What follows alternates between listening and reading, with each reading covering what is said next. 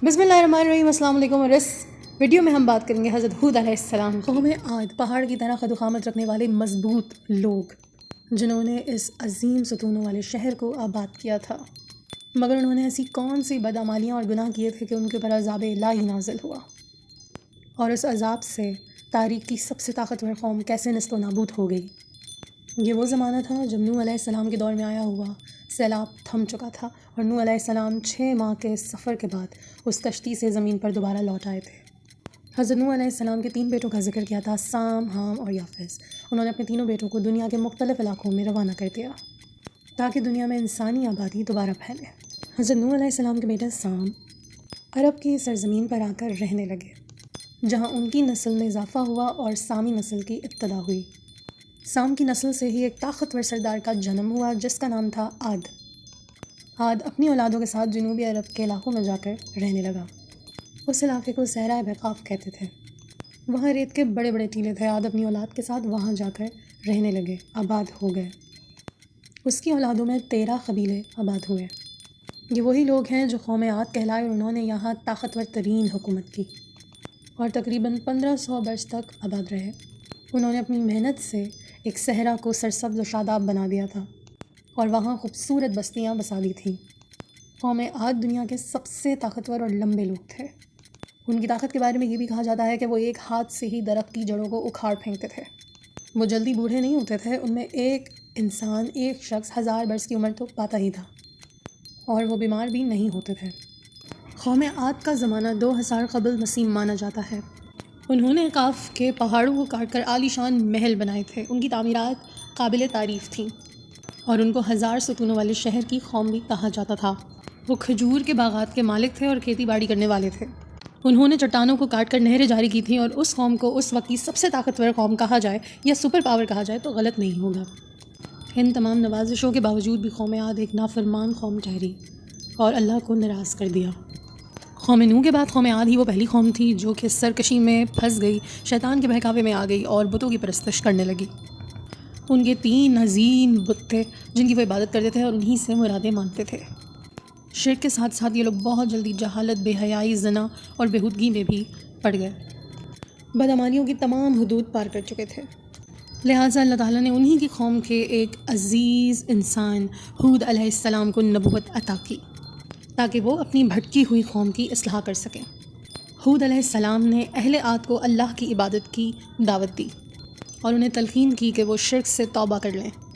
हज़रत हूद अलैहिस्सलाम 50 साल तक अपनी कौम को शिर्क छोड़ने और अल्लाह की इबादत की नसीहत करते रहे। कौम आद के 2 क़बाइल जिनको सरदारी नसीब थी, उन्होंने सबसे ज़्यादा हज़रत हूद अलैहिस्सलाम की मुखालफत की। वो हज़रत हूद अलैहिस्सलाम का मजाक उड़ाते, उन्हें अहमक, बेवकूफ़ और मजनून कहते, और उनसे कहते कि जब से तुमने हमें हमारे खुदा की परस्तश से रोकने की बात की है और हमारे खुदाओं के ख़िलाफ़ बोले हो, तो देखो तुम्हारा कितना बुरा हाल हो गया है। हज़रत हूद अलैहिस्सलाम उन्हें बार बार समझाते कि वो अपने पास से मन घड़त, अपने पास से गढ़े हुए बुतों को, पत्थर के सनम को पूजते हैं जो कि असल खुदा नहीं और असल खुदा अल्लाह ताला हैं। तो वो लोग ये बातें बर्दाश्त ना करते और हज़रत हूद अलैहिस्सलाम को तकलीफ़ पहुँचाते, उनका मजाक उड़ाते। वो ये सब इसलिए करते कि उनको ये सुकून मिलता कि अब लोग उनकी तरफ नहीं जाएंगे। उनमें से कबीला खुलजान दावत हक़ पर ईमान ले आया और उसके अलावा कोई ईमान ना लाया। वो अल्लाह के अज़ाब को चैलेंज करने लगे और कहने लगे कि है कोई हमसे भी ज़्यादा ताकतवर तो उसे बुलाओ।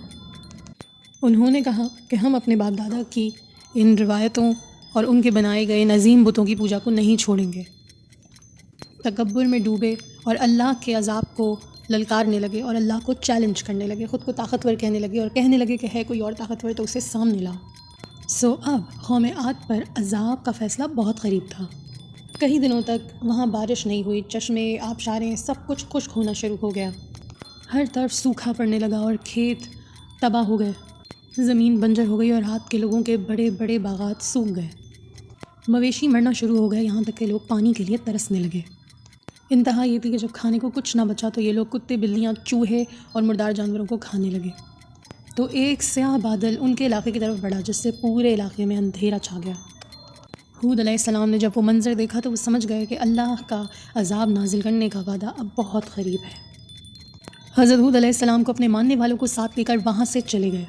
जैसे ही हज़रत हूद अलैहिस्सलाम ने अपने ईमान लाने वालों के साथ हिजरत की और वहाँ अज़ाब की इब्तिदा हो गई कौम आद पर। حضرت ہود علیہ السلام کے وہاں سے ہجرت کرتے ہی بادل اور سیاہ ہو گئے اور عذاب آ گیا. ایک شدید تیز آندھی چلی جس نے سب کے دل دہلا دیے. اس سخت آندھی کے سامنے ہر چیز زمین بوس ہونے لگی.